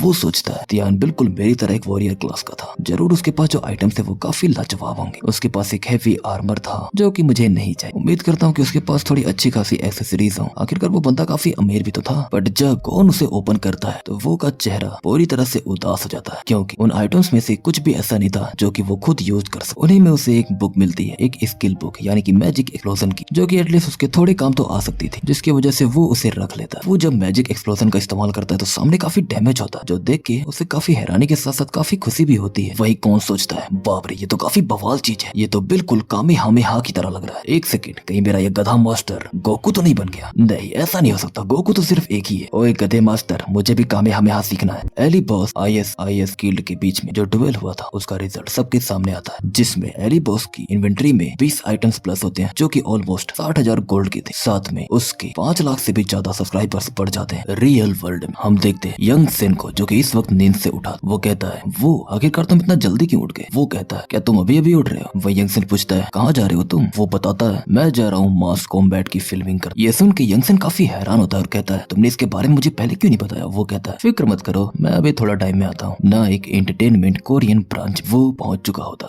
वहीं पर केल भी मौजूद होता है, जो कहता है, तुम्हारा स्वागत। वो कहता है, काफी समय हो गया तुमसे मिले हुए केल, और ये कौन है? सामने वाला बंदा कहता है, तुमसे मिलकर अच्छा लगा एली, मेरा नाम है जेमी मोरे। वो हेलो कहता है। जेमी कहता है, मुझे तुम्हारी हेल्थ की काफी फिक्र थी, क्योंकि तुम आजकल अरेना में काफी समय बिता रहे, पर तुम्हें देखकर लगता है कि तुम इस वक्त काफी बेहतर कंडीशन में हो। जब मैंने तुम्हें पहली बार देखा था और तुम्हारे प्रपोजल को देखा था, तब मैं काफी शौक था। मुझे यकीन नहीं हो रहा था कि आखिरकार तुमने ये सोचा कैसे। क्वेंसीज में इसमें काफी इंटरेस्टेड है, और इवन उन्होंने अरेना में एक सेट भी बनाया है। मेरे पास तुम्हारे लिए और भी अच्छी खबरें हैं। इस शो के लिए हमारे पास काफी अच्छे खासे कॉमर्शियल्स भी आ चुके हैं। इवन पोर्से के भी हमारे पास। क्या तुम्हें केट के बारे में पता है? लगता है वो तुम्हें काफी अच्छे से जानता है। वो सोचता है, अच्छा तो केट इसकी बात कर रहा था। वहीं जेमी कहता है, क्या तुम इसे एक्सेप्ट करोगे? वो कहता है, ऑफ कोर्स, इसे डिक्लाइन करना तो कोई बेवकूफी होगी। सच में इससे कंपनी का काफी घाटा होगा। केल कहता है, क्या तुमने उन लिस्ट को चेक किया जिन्हें हमने तुम्हें भेजा था, जिसमें कि पार्टिसिपेंट्स के बारे में था? वो कहता है, हाँ मैंने चेक तो किया, वो लोग काफी फेमस हैं, पर क्या वो सच में सहमत है? केल कहता है, हाँ वो 100 के 100 इसमें सहमत है। वो कौन-सी सेट का वेट कर रहे हैं। वैसे फिल्मिंग करने से पहले क्या तुम उनसे मिलना चाहोगे? वहीं पर एक अरेना पोर्ट रखा हुआ होता है। वो उसमें जाता है और तभी वो अरेना में पहुंच जाता है, जहाँ वो एक बिल्डिंग में दिखता है। वो कहता है, यकीन नहीं होता, पूरी बिल्डिंग ही बना दी इन्होंने। लगता है क्विंसीस इसको लेके काफी इंटरेस्टेड है, तो मुझे खुद को टेलीपोर्ट करने के लिए मैजिक सर्कस का इस्तेमाल करना है। वो जैसे ही वहाँ पर जा रहा था कि तभी वहाँ पर हम देखते हैं किम को, जो कहता है, ओए भूल गए क्या मुझे? इधर इधर।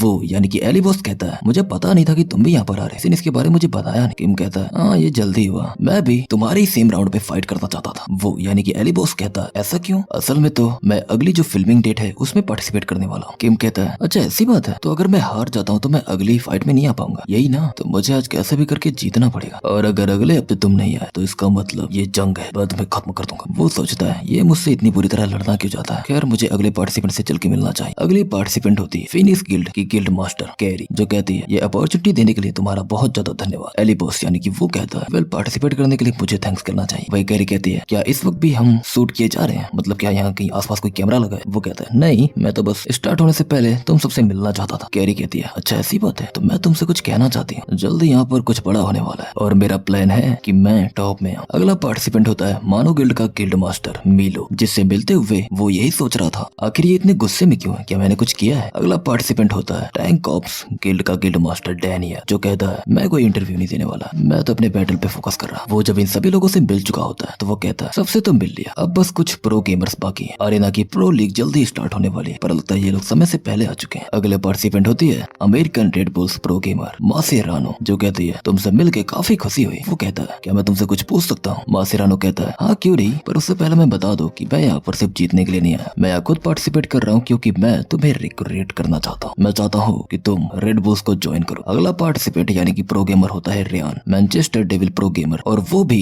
डेविल्स को ज्वाइन करने के लिए एली बॉस को रिक्रूट करने के लिए आया था। रेयान कहता है, हम तुम्हें सबसे ज्यादा फायदेमंद चीजें देंगे। वो कहता है, ऑफर्स के लिए थैंक्स, पर इस वक्त मैं अपनी स्ट्रीमिंग पर फोकस करना चाहता हूँ। रेयान कहता है, ठीक है, जब तुम डिसाइड करो प्रो गेमर बनने का तो भूलना मत कि तुम्हारे पास मेरा प्रपोजल है। वो कहता है, हाँ मैं समझ गया, ठीक है चलो स्टेज पे तुमसे मिलता हूँ। वो जब अगले सर्कल पर जाता है तो कहता है, मुझे नहीं लगता कि जितने भी फेमस इंटरनेशनल टीम्स यहाँ पर आई हैं वो सब ऐसे ही आई, मोस्टली तो मुझे रिक्रूट करना चाहती है। अगर मैं मिली गॉड होता तो मैं ज्यादा सोचता भी नहीं, मैं बहुत ही आसानी से कन्विंस हो जाता, पर अब चीजें अलग है। वो एक बंदा कहता है, अरे तो तुम यहाँ पर हो, एली बॉस तैयार हो जाओ, रिहर्सल की स्टार्टिंग होने वाली है। वो यानी कि एली बॉस सोचता है, वो इतना घबरा क्यों रहा है, पहले स्ट्रीम पे फोकस कर। जब तक ये लोग साउंड चेक कर रहे थे तब तक लोग इकट्ठा हुए जा रहे थे। ए वर्ल्ड या तो फिर कहेंगे हेनवू का स्ट्रीमिंग प्लेटफॉर्म व्यूअर्स से भर चुका था। आमतौर पर लगभग 30 से 50 हजार व्यूअर्स ही होते थे, पर आज 2 लाख से ज्यादा व्यूअर्स सरपास कर गए थे। बहुत सारे लोग किंग ऑफ मास्क्ड कॉम्बैट में इंटरेस्टेड थे, और तभी स्पॉटलाइट वो यानी कि एली बॉस पर आती है, जहाँ वो कहता है, हेलो मैं हूँ एली बॉस, इंतजार करने के लिए आप सभी का धन्यवाद। हम न्यू सीरीज की स्टार्ट करने वाले, हमारी लाइनअप काफी ढांसू है, काफी फेमस प्लेयर्स यहाँ पर आए हैं, मुझे पूरा यकीन है कि तुम सभी से काफी एंजॉय करो। तो सभी लोग कुर्सी की पेटी बांध लो, क्योंकि आज मौसम काफी तूफानी होने वाला है। अब से शुरुआत होने जा रही है किंग ऑफ मास्क कॉम्बैट की। वहीं हम देखते हैं कि 6 के 6 प्लेयर्स ने अपने मास्क पहन लिए थे ताकि वो खुद को छिपा सके। एली बॉस कहता है, आज यहाँ पर सबके सब रैंकर्स हैं जो आज तक कभी भी टीवी पर नहीं आए थे। पहले मैं तुम सबको कैंडिडेट से इंट्रोड्यूस करवाता हूँ। पहले मिलिए किंग हॉर्नेट से, जिसकी फाइटर कस्टम आर्मर को क्वेंसीज द्वारा बनाया गया है, स्टाइल रैंडमली सिलेक्ट किया गया है और इक्विपमेंट भी काफी बदला हुआ। अगले हैं फ्लेमिंग फ्लेमिंग फिस्ट, तीसरे ब्लैक नाइट, अगले हंग्री बॉक्सर, अगला संबा मर्सनरी और आखिरी में नैनो मशीन जैक्सन। ये वो मास्ट फाइटर्स हैं जो कि किंग ऑफ मास्ट कॉम्बैट के लिए कम्पीट करने वाले हैं। ये सुन के चैट काफी खुश होती है। वहीं वो यानी कि एली बॉस कहता है ये लोग काफी कूल लग रहे हैं ना। तो चलो अब रूल्स की बात करते हैं। रूल्स काफी सिंपल है। जो भी 5 बार लगातार जीतेगा वो किंग ऑफ मास्ट कॉम्बैट बन जाएगा और ब्रॉडकास्ट खत्म हो जाए। दूसरा रूल, अगर कोई भी 30 सेकंड के अंदर किसी मास्ट फाइटर को चैलेंज नहीं करता तो वो 30 सेकंड के अंदर ही जीत जाएगा। तीसरा रूल, अगर कोई 3 बार लगातार हार जाता है तो उसे अपने मास्क को हटाना पड़ेगा और अपनी आइडेंटिटी रिवील करनी पड़ेगी। चौथा रूल, अगले राउंड में जो भी इस राउंड का किंग होगा वो अगले किंग को चैलेंज करे अपनी पोजीशन को हासिल करने के लिए। ये कितना सिंपल है ना। तो चलो हम पहले सिलेक्ट करते हैं फाइटर को, वो भी डाइस की मदद से। डाइस में पहला सिलेक्शन होता है हॉर्नेट का। एली बॉस पूछता है क्या कोई भी हॉर्नेट को चैलेंज करना चाहेगा। तब एक बंदा हॉर्नेट को चैलेंज करता है यानी कि फ्लेमिंग फिस्ट। बाकी के फाइटर्स इंतजार करते हैं और तब एली बॉस कहता है तो चलो पता करते हैं कि आखिरकार कौन बनेगा किंग ऑफ मास्ट कॉम्बैट। शुरू होने जा रहा है match Flaming Fist versus King Hornet का। वो दोनों जैसे एक दूसरे से टकराते हैं वहाँ पर बहुत ज्यादा सोनिक वेव जनरेट होती है। वो दोनों एक दूसरे से लड़े जा रहे थे जहाँ वो एक मैच काफी क्लोज मैच था क्योंकि कोई भी हारते हुए दिख नहीं रहा था। फ्लेमिंग फिस्ट सोचता है मुझे नहीं लगता कि इस मैच को ज्यादा खींचने की जरूरत है, मैं इन सबको हरा के मास्ट कॉम्बैट को जीत लूंगा। हमें पता चलता है कि फ्लेमिंग फिस्ट कोई और नहीं बल्कि किम है। इसी वजह से वो अपनी असली स्किल यानी कि लीरूमो की स्किल का इस्तेमाल करते हुए किंग पर अटैक करता है। उसका हमला इतना ताकतवर था कि सिर्फ इस एक हमले में ही किंग हॉर्नेट का खेल खत्म हो सकता था, पर हॉर्नेट अपने शील्ड को सामने लाता है और बच जाता है। वही हॉर्नेट कहता है यहाँ पर सिर्फ एक ही बंदा है जो कि इतनी ज्यादा डिस्ट्रक्टिव पावर होल्ड करता है और वो है न्यू वर्ल्ड का गिल्ड मास्टर यानी कि किम सियोक जो। अगर तुम ऐसे ही करने वाले हो तो मुझे भी अपनी आइडेंटिटी छुपाने की कोई जरूरत नहीं। वो सोचता है अरे नहीं गधों, ये मास्ट कॉम्बैट है, तुम लोग अपनी आइडेंटिटी क्यों रिवील कर रहे हो। हॉर्नेट कहता है ये मत सोचना कि तुम आसानी से मुझसे जीत जाओगे। वही किम यानी कि फ्लेमिंग फिस्ट भी तैयार था हमला करने के लिए। उसके हमले पहले से ज्यादा घातक होते जा रहे थे। फ्लेमिंग फिस्ट कहता है मुझे इस टेक्निक के बारे में पहले से ही पता है, मैं इसका पहले ही सामना कर चुका हूँ, ये उतनी इंप्रेसिव नहीं। फ्लेमिंग फिस्ट इस्तेमाल करता है मैनचेस्टर लोयन फिस्ट का, जिस एक हमले पे हॉर्नेट पीछे हटने पर मजबूर हो जाता है। हॉर्नेट सोचता है ये सिर्फ इतने से ही तो मुझे हरा नहीं सकता और कहता है कहाँ हो तुम किम। तभी एक जोरदार पंच आके उसे लगता है और कई सारे पंचेस उसे लगे जा रहे थे जो कि किम यानी कि फ्लेमिंग फिस्ट मार रहा था। वो उसे इतनी बुरी तरह मारता है कि वहां का अरेना तक टूट जाता है और तभी हमें पता चलता है कि पहले राउंड यानी कि पहले चैलेंज का विजेता है फ्लेमिंग फिस्ट। किंग हॉर्नेट को बाकी जगहों पर ट्रांसफर कर दिया जाता है जहाँ सभी लोग बैठे हुए थे। वहीं 6 चैलेंजर्स में से एक सोचता है ये कमीना ये सच में बहुत ज्यादा ताकतवर है, अगर ऐसे ही चलता रहा तो मैं तो इससे जरूर हार जाऊंगा। ऐसा क्यों है कि मैं इसे कभी हरा नहीं सकता। वही किम सोचता है एक जीत, मुझे बस और 4 बार जीतना है, उसके बाद मैं एली बॉस को चैलेंज कर सकता हूँ। वेल मुझे अफसोस है पर मुझे इसको जल्दी खत्म करना पड़े। किम सियोक जो ऐसा नहीं कर पाता। ऑल्दो वो 5 लगातार जीत में से 2 और जीत हासिल करता है, पर जब तीसरा मैच होता है तो उसे बहुत बुरी तरह हारना पड़ता है। उसे हराने वाला था नैनो मशीन जैक्सन। किम यानी कि फ्लेमिंग फिस्ट की स्ट्रीक को नैनो मशीन जैक्सन द्वारा तोड़ दिया जाता। उस वक्त किसी को भी नहीं पता था कि आखिरकार ये है। अब जब नैनो मशीन जैक्सन की बारी आती है तो वो भी लगातार 2 मैचेस जीता है। वो पूछता है क्या कोई ऐसा है जो कि नैनो मशीन जैक्सन को चैलेंज करना चाहता है, बट तभी नैनो मशीन जैक्सन वो से आके एक बात बताता है जो सुन के वो के होश उड़ जाते हैं। वो कहता है क्या? वो कहता है हम 10 मिनट का इंटरमिशन कर। इधर यंग सेन ये पूरी फाइट देख रहा होता है जहाँ वो कहता है भले इन सब ने मास्क पहन रखा है पर हम बता सकते हैं कि आखिरकार ये कौन। उसे कहना चाहिए कि पार्टिसिपेंट जितने भी हैं वो और भी ज्यादा केयरफुल रहे। तभी उससे वो का कॉल आता है। यंग सेन कहता है हे इस वक्त तुम मुझे क्यों कॉल कर रहे हो, तुम्हें तो होस्ट करना चाहिए था। सामने से आवाज आती है यंग सेन क्या तुम मेरी मदद कर सकते हो, ये एक इमरजेंसी है, अगर ये ऐसे ही चलता रहा तो ये शो सिर्फ एक ही एपिसोड में खत्म हो जाए। थोड़ा समय बाद ही वो कहता है इंटरमिशन खत्म हो, अगला मैच स्टार्ट होने वाला है। नैनो मशीन जैक्सन इस वक्त 2 मैचेस लगातार जीत चुका है। कौन है जो इसे रोकना चाहता? क्या ऐसा कोई चैलेंजर है? अगर 30 सेकंड में कोई भी सामने नहीं आया तो हर कोई हारेगा और नैनो मशीन जैक्सन को एक जीत मिली। तभी हंग्री बॉक्सर सामने आता है और कहता है मैं करूंगा इस रोबोट की स्ट्रीक को मैं तोड़ूंगा। मैंने सब कुछ दांव पर लगा दिया है सिर्फ इस रोबोट को खत्म करने के और अब इससे कोई फर्क नहीं पड़ता। जैक्सन कहता है वैसे तुम्हारी आइडेंटिटी क्या है? बॉक्सर कहता है लड़ो तो मुझसे पता चल ही जाए। तभी उनका ड्यूएल स्टार्ट होता है जहाँ एक तरफ होता है नैनो मशीन जैक्सन और दूसरी तरफ हंग्री बॉक्सर। बॉक्सर जैक्सन पर हमला करने के लिए आगे बढ़ता है बट जैक्सन उसके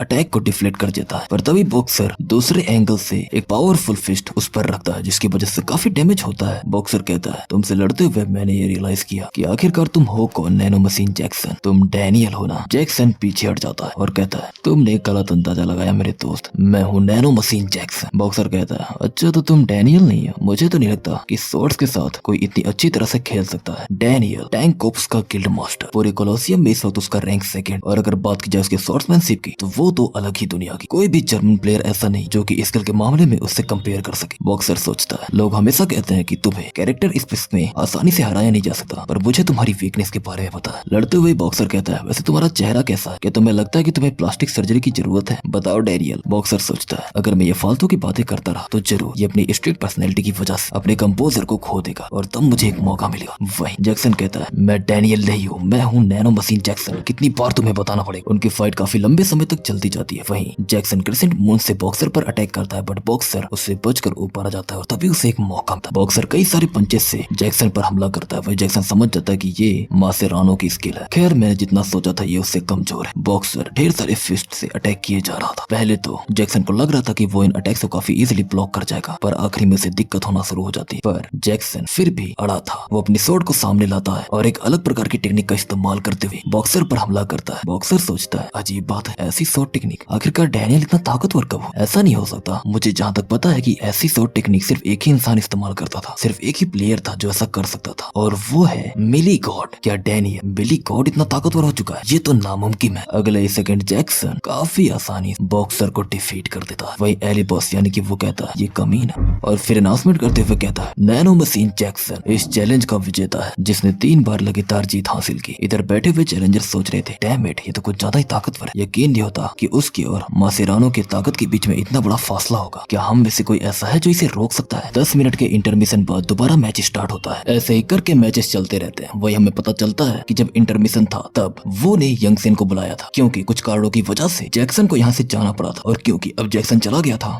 तो ये स्ट्रीम भी एंड हो जानी चाहिए। जैक्सन वैसे तो बोल कर गया था कि मैं कुछ समय में वापस आता हूँ, पर वो काफी समय के लिए चला गया था। पर वो ऐसा नहीं चाहता था कि स्ट्रीम एंड हो जाए, इसी वजह से वो यंगसेन को कॉल करता है और उससे मदद मांगता है। जिसके बाद एली बॉस का मास्क यंगसेन पहनता है और जैक्सन का कॉस्ट्यूम वो पहनता है, और तब हमें पता चलता है कि आखिरकार क्यों जैक्सन मिली गॉड की टेक्निक्स का इस्तेमाल कर पा रहा था। ऐसे ही करके जैक्सन काफी मैचेस जीतता जाता है, बट वो इस कॉम्बैट को पूरी तरह नहीं जीतता। आखिरी में जाके वो हार जाता है, जिसके बाद दोबारा से जैक्सन को चैलेंज किया जाता है किम द्वारा, और किम काफी इजीली लगातार 5 मैचेस जीत जाता है और वो बनता है किंग ऑफ कॉम्बैट। अब बारी थी हारे हुए लोगों की फेस रिवील की, यानी कि उनकी मास्क उतरने की। वो कहता है तो सभी लोग एक एक करके अपना मास्क उतारो। पहले किंग हॉर्नेट जो कि रेयान है, एक प्रो गेमर मैनचेस्टर से। वो कहता है तुम काफी डिसअपॉइंटेड लग रहे हो। वेल मैं एक अलग मौके की तलाश में था ताकि मैं एक डिफरेंट फाइटिंग स्टाइल को ट्राई कर सकूं। वो कहता है तुम्हारा यहाँ पर हमेशा स्वागत है, वैसे भी हम रैंकर्स की तलाश में हैं, बस एक कॉल करना। अगली फिनिश गिल्ड मास्टर की कैर यानी कि संबा मर्सनरी। अगला मानव गिल्ड मास्टर का Marco black night. Hungry boxer होता है रेड बुल्स का प्रो गेमर। अब तक डैनियल आ चुका था और अब बारी थी उसके फेस रिवील की। वो मास्क हटाता है और कहता है हेलो मैं हूँ डैनी, मुझे एक अर्जेंट काम आया था जिसकी वजह से मुझे बीच में ही जाना पड़ा, माफ करना मुझे, पर 2 दिन में मैं सब कुछ ठीक कर दूंगा और इसका पता तुम्हें भी चलेगा। सब कुछ रैप अप किया जाता है और स्ट्रीम को एंड करने का टाइम आ जाता है। वो कहता है मैं मानता हूँ कि कुछ गलतियां हुई मुझसे, क्योंकि ये मेरी पहली ऐसी स्ट्रीम थी। ऑब्वियसली हम और भी सुधार करेंगे, तो चलो अगले हफ्ते मिलते हैं। ये है Misty mask king of mast combat. अगले हफ्ते मुलाकात आपसे दोबारा हो। जैसे ये खत्म होता है व्यूअर्स कम्युनिटी पर इसके बारे में अपने अपने ख्याल पोस्ट करने लगते हैं। सबसे बड़ा टॉपिक था डैनियल का एब्सेंस। सभी को समझ नहीं आ रहा था कि आखिरकार डैनियल गया कहाँ, क्योंकि ये पहली बार था जब ऐसे ब्रॉडकास्ट के बीच में कोई पार्टिसिपेंट गायब हो जाए। बहुत से लोग अपने अलग अलग रीजन बता रहे थे। ऐसे ही 2 दिन बीत जाते हैं और किंग ऑफ मास्क कॉम्बैट का पहला एपिसोड एयर होता है। जैसा कि डैनियल ने कहा था व्यूअर्स काफी शौक। जैसे ही एपिसोड रिलीज हुआ तो वूकी और साथ में डैनियल की कन्वर्सेशन दिखाई जाती है, जहाँ डैनियल कुछ अर्जेंट कार्डों की वजह से वहां से चला जाता है। वो सोच रहा था कि आखिरकार वो करे क्या, और तभी अंदर जाता है और थोड़े समय बाद अंदर से हम देखते हैं कि नैनो मशीन जैक्सन बाहर आ रहा है। ये बात पूरी कम्युनिटी को शॉक करके रख देती है। बहुत से लोगों को ये लगा कि फेक है, क्योंकि ऑब्वियसली ये बात सेंस नहीं बनाती। सबके हिसाब से मास्चेरानो ही सबसे स्ट्रॉन्गेस्ट प्लेयर था। पर तभी एक और थ्योरी सामने आई कि क्या हो एली बॉस ही जैक्सन। इसकी वजह से ये एपिसोड बहुत ज्यादा हाइप अप होता है और एक हॉट टॉपिक बन जाता है। वो कहता है यंगसेन केल ने मुझसे कहा है कि किंग ऑफ मास्ट कॉम्बैट में हमारी व्यूअरशिप अमेरिका से लगभग 2.4% ज्यादा है। अरेना की अब तक सबसे हाईएस्ट व्यूअरशिप रही है 1.2%। इसका मतलब हमने 2 गुनी व्यूअरशिप अचीव की। यंगसेन ये सब बातें अच्छे से सुन नहीं रहा था और वो अपने ही फोन में लगा हुआ था, जिसकी वजह से वो उससे पूछता आखिर तुम देख क्या रहे हो। यंगसेन कहता है क्या तुम्हें पता नहीं क्या, अभी तक तुमने अपना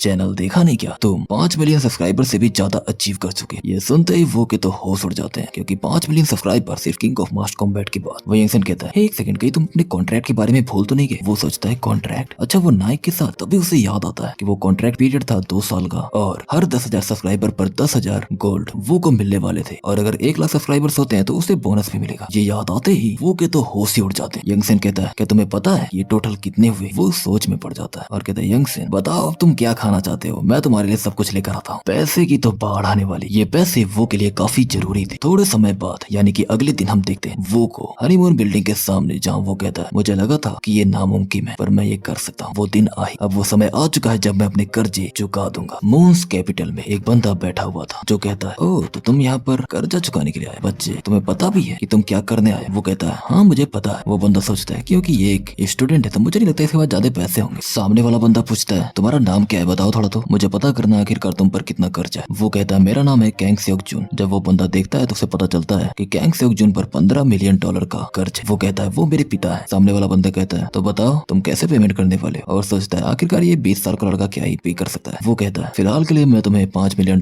देने वाला हूँ। ये सुन के सामने वाले के होश उड़ जाते हैं जहाँ वो कहता है $5 मिलियन? ये कोई मजाक नहीं है बच्चे, अगर तुम झूठ बोल रहे हो तो चीजें बहुत ज्यादा खतरनाक हो सकती हैं। वो कहता है अरे फिक्र मत करो, मैं यहाँ पर पैसे लेकर आया हूँ। वो पैसे उन्हें दिखाता है और पेमेंट भी कर देता, जो देख के सामने वाले के तो होश ही उड़ जाते हैं। वो अब काफी अच्छा महसूस कर रहा था क्योंकि आखिरकार अब उसके घर की भी परिस्थिति काफी सुधर चुकी थी और साथ में ही उसके पिता पर जो कर्ज था वो भी उसने काफी चुका दिया था। अब बस $10 मिलियन और उसके बाद सारा कर्ज खत्म। वो कॉल करके कहता है बाकी के जो पैसे मेरे लिए बचे हैं उनका इस्तेमाल मुझे अपनी मॉम के लिए एक अच्छी जगह ढूंढने में करना चाहिए जहाँ वो रह सके, साथ में डैड का ध्यान रख सके। वो अपनी मॉम से बातें करने लगता है और आगे बढ़ पड़ता है। सीन शिफ्ट होता है, हम देखते हैं युस्मा एम्पायर सराउंडिंग फॉरेस्ट को। प्लेयर कैंग ह्योनवो जिसका लेवल 105 हो चुका था। नाइट ऑफ कियो ने स्टैट्स भी उसके काफी बेहतर थे क्योंकि अब तक उसने काफी अच्छे खासे इक्विपमेंट्स ले रखे थे। हम वो को एक न्यू आउटफिट में भी देखते हैं जो कि उसे नाइके कॉन्ट्रैक्ट में होने की वजह से मिला था। ये वैसा ही आउटफिट था जो कि मिली गॉड के पास था। वो जाता है लेब्रॉन से मिलने के लिए क्योंकि लेब्रॉन ने कहा था जब तुम ताकतवर हो जाओगे मेरे पास आना, मैं तुम्हें एक क्वेस्ट दूंगा। जब वो वहाँ पर पहुंचता है तो वो अपनी स्किल्स को शो करता है। वही लेब्रॉन कहता है तुम ताकतवर तो हुए हो पर तुम्हारी बॉडी अभी भी कमजोर है। खैर इससे फर्क नहीं पड़ता क्योंकि क्वेस्ट मैं तुम्हें दे रहा हूँ, इसे कंप्लीट करना तुम्हारी जिम्मेदारी है मेरे डिसाइपल। ये क्वेस्ट था लेटस नाम के एक बंदे को ढूंढने के बारे में जो कि रेजिट माउंटेन्स में। तभी वो को केल का कॉल आता है जहाँ केल कहता है कि अगले मास्ट कॉम्बैट के लिए हमने पार्टिसिपेंट्स को ढूंढ ली। वो कहता है केल अगर मुझे 2 लोगों को रिप्लेस करना है तो क्या ऐसा हो सकता है? केल कहता है हाँ हो तो सकता है पर बताओ किसे किसे रिप्लेस करना है? वो कहता है एक तो मैं, एक स्पॉट मेरे लिए और एक स्पॉट रखना जेडी टेलीकॉम रॉक के जंग हानबेक के लिए। क्या तुम ऐसा कर सकते हो? केल कहता है हाँ ऐसा कर सकता हूँ। वैसे तो वो बेचारा, क्या तुम्हारे उससे कोई दुश्मनी है? वो कहता है नहीं ऐसा तो कुछ खास नहीं, खैर तुम बस हम दोनों की ड्यूएल के अरेंजमेंट कर दो, बाकी का मैं संभाल। कॉल कट हो जाता है। वो सोचता है आखिरकार कितना समय बीत चुका। वो ह्यूमिलेशन, उसका वो हंसता हुआ चेहरा, ये किंग ऑफ मास्ट वाला कॉम्बैट, ये सच में मेरे स्ट्रेस को बहुत ज्यादा रिलीफ करेगा। मेरे बदले के लिए ये सिर्फ इतना ही काफी नहीं। वैसे तो वो एक प्रो गेमर बन चुका है शायद से। तो चलो अब देखते हैं कि आखिरकार एक प्रो गेमर कितना ताकतवर होता है। और बस ये एपिसोड खत्म होता है यहीं पर, या तो फिर कहें कि रैंकर्स रिटर्न का सीजन 1 खत्म होता है यहीं। सो गाइस अगर चैनल पर न्यू हो तो चैनल को सब्सक्राइब कर लेना और एक लाइक के साथ बताना कि ये एपिसोड कैसा लगा। बाकी तो काफी लोगों को ये सीरीज पसंद नहीं आ रही थी पर फिर भी मैंने सोचा कि एक और एपिसोड बनाकर ट्राई करते हैं। तो अगर इस पर भी रिस्पॉन्स अच्छा नहीं रहा तो मुझे ना चाहते हुए भी इसे ड्रॉप करना पड़ेगा। सो लेट्स सी कि आखिरकार इस पर रिस्पॉन्स कैसा आता है, उस पर ही सारी चीजें डिपेंड करती हैं। एंड कमेंट में एक अच्छी सी सीरीज बता दो ताकि मैं अगर इसे ड्रॉप भी करूं तो कोई ऐसी सीरीज लेकर आऊं जो कि इससे भी ज्यादा ऑसम। Till then